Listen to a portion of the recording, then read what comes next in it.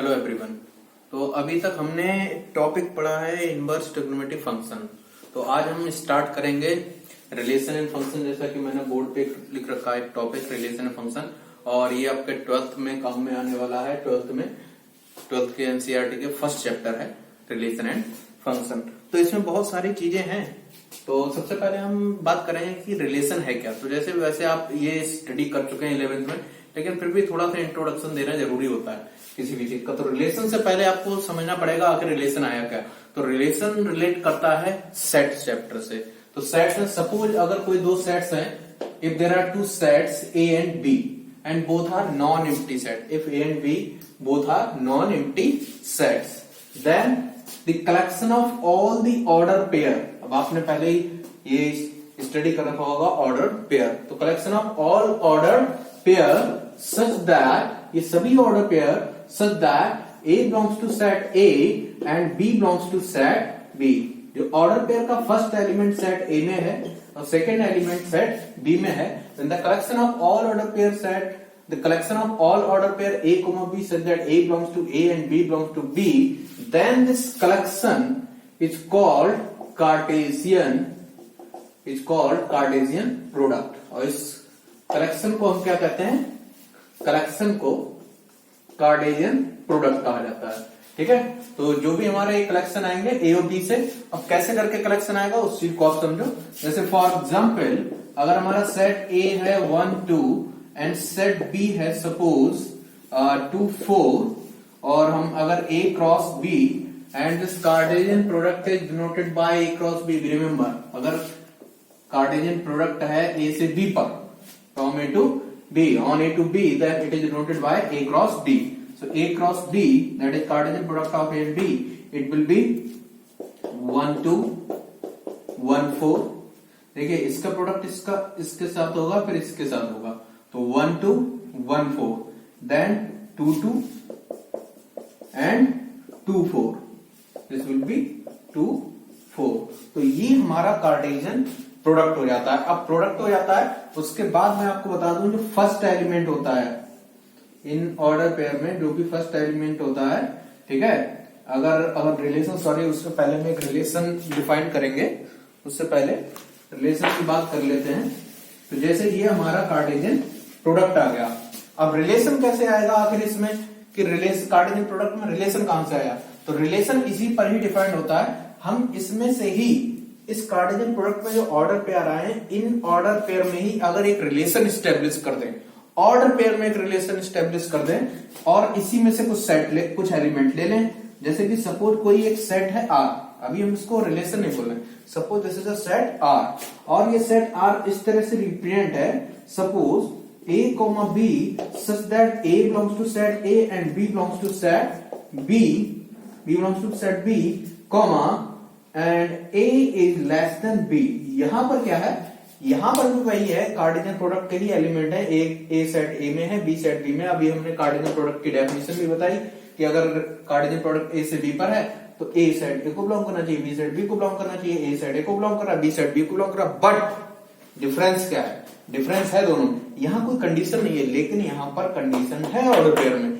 A जो है A का होगा, B का होगा, लेकिन फर्स्ट वाला एलिमेंट सेकंड वाले से लेस होना चाहिए। तो अगर हम बात करें सेट में, तो सेट में कौन सा एलिमेंट आएगा? क्या ये वाला एलिमेंट आएगा? बिल्कुल आएगा। 1 2 आ जाएगा, 1 4 आ जाएगा, 2 2 आएगा? नहीं आएगा, because 2 is not less than 2, and 2 4 आएगा। तो जब एलिमेंट्स में, ऑर्डर पेयर्स में एक रिलेशन स्टेब्लिश हो जाता है, एक कंडीशन स्टेब्लिश हो जाती है, क्योंकि यहां पर पहला वाला एलिमेंट दूसरे एलिमेंट से एक रिलेशन से रिलेटेड है, तो इसीलिए इन ऑर्डर पेयर के जो भी कलेक्शन आएंगे ये सब क्या कहलाते हैं? रिलेशन। ऐसे करके बहुत सारे रिलेशन बनाए जा सकते हैं। इसका मतलब क्या हो गया? रिलेशन जो है हमेशा A क्रॉस B का क्या होगा? Subset. Relation will be always subset of A cross B। ये बेसिक पॉइंट हुआ कि रिलेशन हमेशा A क्रॉस B का क्या होगा? सबसेट्स होगा। अब हम बात करते हैं नंबर ऑफ एलिमेंट्स की। Suppose number of elements in set A are m and number of element in set B are n, then A cross B में नंबर ऑफ एलिमेंट्स, ये आपने स्टडी कर रखा है 11 पे, number of element in A cross B will be m into n। तो अगर हम बात करें m इंटू n, आखिर अगर ए सेट ए में m एलिमेंट है, सेट बी में n एलिमेंट है, तो a क्रॉस b में mn एलिमेंट होंगे। अब कोई a क्रॉस b है तो इसमें mn एलिमेंट होंगे, ठीक है। अब mn एलिमेंट होंगे तो कई बार ऐसे क्वेश्चन आ जाता है कि सेट ए में इतने एलिमेंट, सेट बी में इतने एलिमेंट, तो आखिर इसमें नंबर ऑफ रिलेशन कितने एस्टेब्लिश होंगे, कितने नंबर ऑफ रिलेशन एस्टेब्लिश होंगे।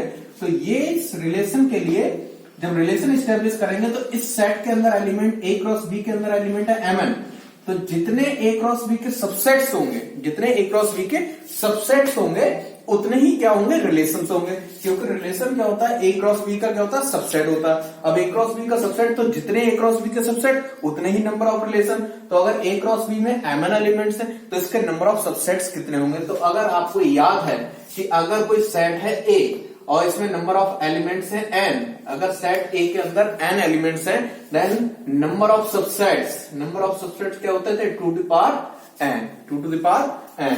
तो यहां पर A क्रॉस B के अंदर mn एलिमेंट, तो A क्रॉस B के कितने सबसेट्स होंगे, जितने सबसेट्स होंगे उतने ही नंबर ऑफ रिलेशंस होंगे। तो नंबर ऑफ रिलेशन होंगे 2 टू द पावर mn।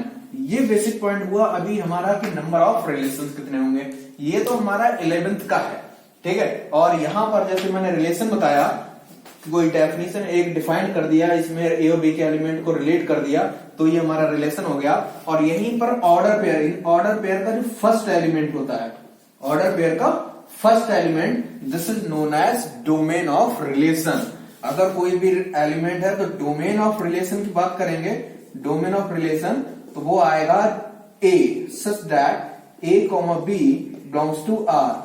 कहने का मतलब यह है ए कॉमा बी जितने भी ऑर्डर पेयर रिलेशन में बिलोंग कर रहे हैं उसमें ऑर्डर पेयर का फर्स्ट एलिमेंट का collection, this is known as domain of relation. अगर हम बात करेंगे रेंज की, अगर हम बात करेंगे रेंज ऑफ रिलेशन, तो रेंज क्या होगी, जो भी ये एलिमेंट्स हैं 2, 4, 4, जो भी ऑर्डर पेयर एलिमेंट का second element B, A comma B belongs to R, तो ये हमारा जो सेकेंड ऑर्डर एलिमेंट होगा ये क्या होगा, हमारी रेंज हो जाएगी। और ये हमारा रेंज हो गया।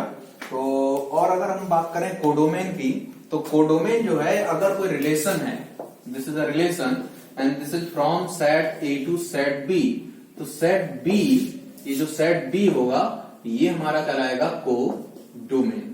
ध्यान रखिएगा ये कोडोमेन कहलाएगा, लेकिन आप ये नहीं कह सकते कि ये हमारा डोमेन होगा। डोमेन होगा ऑर्डर पेयर का फर्स्ट एलिमेंट का collection, this is known as domain. तो हमारा ये रिलेशन है, देखो दो तरीके होते हैं, एक होता है किसी एक सेट से दूसरे सेट पर रिलेशन, तो हम कहते हैं R be a relation from set A to set B. Difference देखिए, R be a relation from set A to set B. एक दूसरा रिलेशन होगा कि उस सेट से उसी सेट पर रिलेशन, तो इसे हम बोलेंगे R be a relation on set A.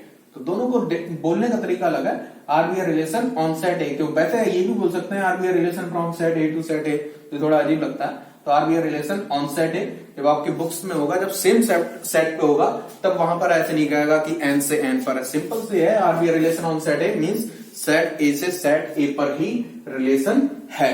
तो यहां पर इतनी बात हुई कि हमारा रिलेशन क्या होगा, कैसे रिलेशन होगा, कैसे बनेगा, ये बातें छोटी छोटी। अब एक और बात है, जैसे कि अगर हमारा कोई रिलेशन है इस तरह से, अगर कोई रिलेशन है ए कॉमा बी, अगर एलिमेंट जो है रिलेशन के अंदर है, सपोज ये ए कॉमा बी रिलेशन के अंदर है, तो एक तो ये तरीका है लिखने का, A B is belong to R, अगर सपोज ए बी रिलेशन के अंदर है। दूसरा तरीका ये है, आप इसे ऐसे भी लिख सकते हैं, A related to B, A related to B, कि ए बी अगर रिलेशन में होगा तो A B A related to B, ये आर का मतलब है रिलेटेड टू बी। जो भी रिलेशन होगा अंडर द रिलेशन, जो भी रिलेशन होगा उसको हम डिफाइन करेंगे। तो बेसिक ये है कि यहाँ पर क्या रिलेशन है क्या नहीं है। अभी हमने आपको बताया सेट से फिर कार्टेशियन प्रोडक्ट से ऑर्डर पेयर में फिर सबसेट क्या होते हैं, रिलेशन। और जितने भी कार्टेशियन प्रोडक्ट के सबसेट्स होते हैं वो सब क्या होते हैं, रिलेशन। वो एक अलग अलग रिलेशन होते हैं कि क्या क्या कंडीशन होगी, किस रिलेशन की क्या कंडीशन होगी, वो एक अलग बात है। अब हम बात करेंगे inverse of relation, inverse of a relation. तो अगर हम बात करें कोई रिलेशन है आर, उसमें ए कॉमा बी एलिमेंट है, ठीक है, so that A belongs to set A and B belongs to set B, ठीक है, B belongs to set B. अब ये एक रिलेशन है ए से बी पर, सपोज एक रिलेशन ए से बी पर है और इसमें सब कुछ भी रिलेशन भी होगा, मान लीजिए कोई कंडीशन है ए लेस देन बी या जो भी कोई कंडीशन है, वो एक अलग बात है, मैं उसके ऊपर अभी नहीं जा रहा हूं, मैं सिंपल एक बात कर रहा हूं। अगर ये रिलेशन है तो आर इनवर्स कैसे डिफाइंड होगा? आर इनवर्स जो होगा, अभी आर जो है रिलेशन वो कहां से कहां है, ए से बी पर है, तो आर इनवर्स जो रिलेशन होगा वो बी टू ए होगा, बी टू ए। और कैसे करके होगा बी टू ए? तो जो एलिमेंट यहां पर ए कोमा बी है वो वहां पर बन जाएगा बी कोमा ए, और जो एलिमेंट है तो B belongs to set B, B belongs to set B and A belongs to set A, A belongs to set A, क्योंकि यहां पर जो रिलेशन है बी से ए पर है। फॉर एग्जाम्पल ले लेते हैं तो ज्यादा बेटर समझ में आता है। जैसे कि अगर मैंने एलिमेंट लिया 1 4, एक दूसरा एलिमेंट ले लेते हैं 3 5, तो अगर हम इसका ए क्रॉस बी फाइंड आउट करें तो ये आ जाता है 1 5 1 3 4 3 एंड 4 5। कार्टेशियन प्रोडक्ट, सपोज एक रिलेशन है आर इस पर A comma B such that A is less than B comma A belongs to set A and B belongs to set B, B belongs to set B. तो यहां पर इस relation के अगर हम एलिमेंट लिखना चाहें तो इसमें एलिमेंट्स क्या क्या आ जाएंगे? तो इस रिलेशन के अंदर एलिमेंट आ जाएंगे ए क्रॉस बी से A less than B, that is 1 5 1 5 1 3 and 4 5। तो ये एलिमेंट आ जाएंगे इसके अंदर। तो हमारा अगर हम बात करेंगे डोमेन की, अगर यहां पर चलिए हम डोमेन भी फाइंड आउट कर ही लेते हैं। अगर हम इस रिलेशन का डोमेन की फाइंड आउट करेंगे तो फर्स्ट ऑर्डर पेयर के फर्स्ट एलिमेंट का कलेक्शन तो 1, अब दोबारा से बनाएगा तो सेट के अंदर कोई भी एलिमेंट कभी भी हम रिपीटेड फॉर्म में नहीं लिखते हैं, ठीक है, तो 1 तो ऑलरेडी आ चुका एंड 4, तो ये हमारा हो जाएगा डोमेन।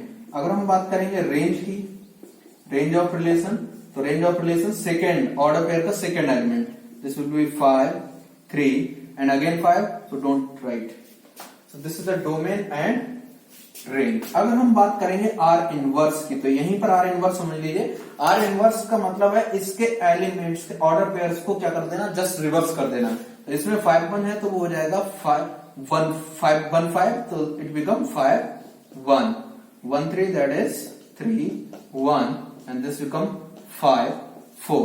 तो ये हमारा हो जाएगा R इनवर्स। तो अगर हम यहाँ पे डोमेन की बात करें तो आप डोमेन भी देखो चेंज हो जाएगा, 5 3 5 दैट इज 5 3, तो domain of R inverse it become 5 3 and range, अगर हम बात करेंगे रेंज ऑफ आर इनवर्स की तो इट बिकम 1 4 1 4, ये 1 4। तो आप देख सकते हो यहां पर रेंज जो आर का डोमेन है वो इसके इनवर्स वाले की फंक्शन की क्या है, रेंज बन गई।